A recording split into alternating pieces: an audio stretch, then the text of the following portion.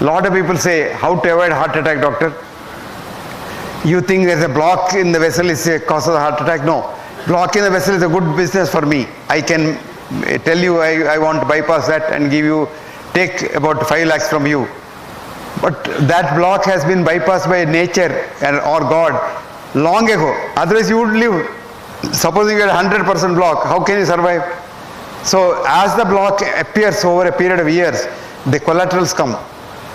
I have a ACE patient in Mangalore. This man saw me about 40 years ago when he was about 50 plus. And he brought an angiogram where all vessels are blocked. Every single vessel of his heart was blocked. And he said, doctors asked me to immediately have bypass surgery.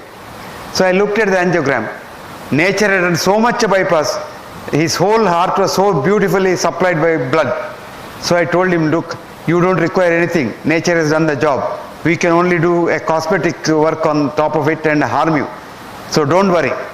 But his children were all in America. So they thought, this village doctor doesn't know. So they took their father to America. They went to Mayo Clinic and showed their angiogram. That Mayo Clinic doctor said, send your father back home. Ask him to have a peg of whiskey every night and enjoy life. He will not die. Don't touch him. And that man is alive now, 94. And you can see him today, 94, ramrod straight. He had 3 cancers after that in the last 40 years. Survived all the cancers also. And this is a very quick man. If you read Mangalore newspapers, this man has now taken the voluntary job of chief traffic warden. Early morning at 9 o'clock, he's about 6 feet 4 inches height.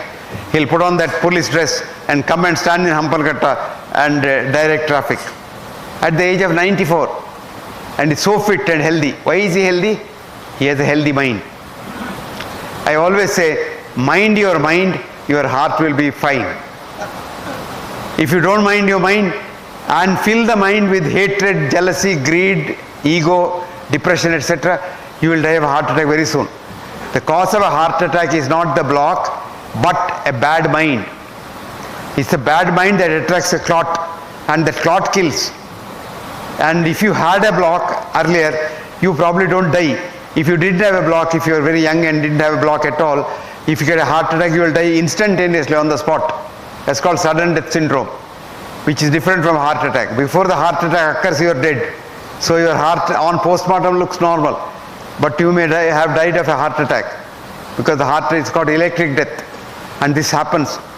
It happens in 2 circumstances. A, if you are an alcoholic, if you drink a lot of alcohol, your wiring inside the heart gets eaten up, moth eaten, and wiring gets snapped one day. So you suddenly drop down dead. But if you have a heart attack and you are old and have many blocks, you will never die. You will have chest pain, come to the doctor, make the doctor rich, and you will go on and on and on, jug on, and you don't die. So the secret is the block in the vessel, coronary vessel, is not the cause of a heart attack. Recently they did a study in America. They took angiograms of people, lot of people, and everybody had some block. So they didn't interfere, didn't tell them, but wrote down, this man has a block in the left anterior descending artery, and if he gets a heart attack, he must have a heart attack in that territory. Like that they left and then observed them over the last 20 years. Now a few of them did have a heart attack, but never in the area where there is a blocked vessel. So blocked vessel is not the cause. Where there is an open vessel, that got a clot and that had a heart attack. But even then what happens is, we simply frighten you because that's our business. Just now I was talking to a friend of mine sitting here, and he was saying he is absolutely fine but his sugar level is very high. So he had a very pertinent question, very logical question. Doctor, doesn't your body get used to a higher level of sugar? I told him yes, it does. Because he says, I'm absolutely fine. If doctors give me tablet and try to bring my sugar down, I feel miserable. I said, you are absolutely right. Because one of the greatest researchers in hypertension had told, his name was Sir John Pickering, and Pickering said, after you start a patient on blood pressure drugs, he loses all the 3 things in the American Constitution enshrined for man: life, liberty, and pursuit of happiness. Life you are not sure because with or without drugs you may die. Liberty you don't have because you have so much of restrictions. Pursuit of happiness is the thing of the past. So If you take drugs, you become an ass. But lot of thinking doctors are there. I was telling that gentleman sitting there with me, I said there is a young doctor in Pune. I met this boy, very ingenious doctor. He has devised a method of not controlling diabetes, but curing diabetes. You have no diabetes at all.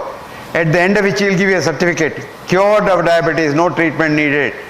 And that certificate, and he will give you a medal, a gold medal. And he will call every year people who have done that course. And this year he called me as a chief guest. I had about 2,800 people who got the gold medal. They called Muktotsava. In Pune he had 4 days of Muktotsava. Tripathi. Pramod Tripathi. Actually, one of the participants this year who got the gold medal from me was our former Home Minister, Sushil Kumar Shinde. And Shinde told me, sir, with about 20 units of insulin 3 times a day and 3 tablets, my sugar average used to be 240. With this boy's treatment, it has never gone beyond 110. And I'm very happy and healthy now. So this is what is possible. But unfortunately, commercial medicine is different from real scientific medicine. And if you want to know the scientific medicine, it's very easy to live a healthy life. Healthy life, if you want to live, have a healthy mind. And the word that kills you is that arrogance. I, do you know who I am? I'm a high court judge. That I starts illness. When once you say we, it starts wellness. All that you do is convert that I into we. That's all, as simple as that. So the things that kill you are the negative feelings in your mind. The things that keep you healthy are positive feelings for others. If you want to be healthy and happy, make others healthy and happy. I always tell my students, each one at least reach one life so that he is made happy. And a lot of people go in search of happiness. I'll be happy when I get my daughter married. I'll be happy when I become the Chief Justice of India. I'll be happy when I become the Prime Minister of India. You will never be happy. If you are happy today, you will be happy all your life. So happiness is a journey. Happiness is not a goal. And what is a simple formula for happiness? Tell me. Catch hold of a man who is unhappy, make him happy. And happiness will come back. Happiness and love are like the mirror, Christina, an American poet, has wrote, if love is what you give away, love is what comes back each day. So it comes and hits you back. So you love another person, the world loves you. You love yourself only and don't love nobody and hate others, you kill yourself faster. So friends, convert yourself, illness to we, wellness. You will all be very healthy. Then a lot of people think, if I eat this, I'll be healthy. If I run a mile every day, I'll be healthy. If I run marathon now and then, I'll be healthy. All not correct. You are healthy if your mind is healthy.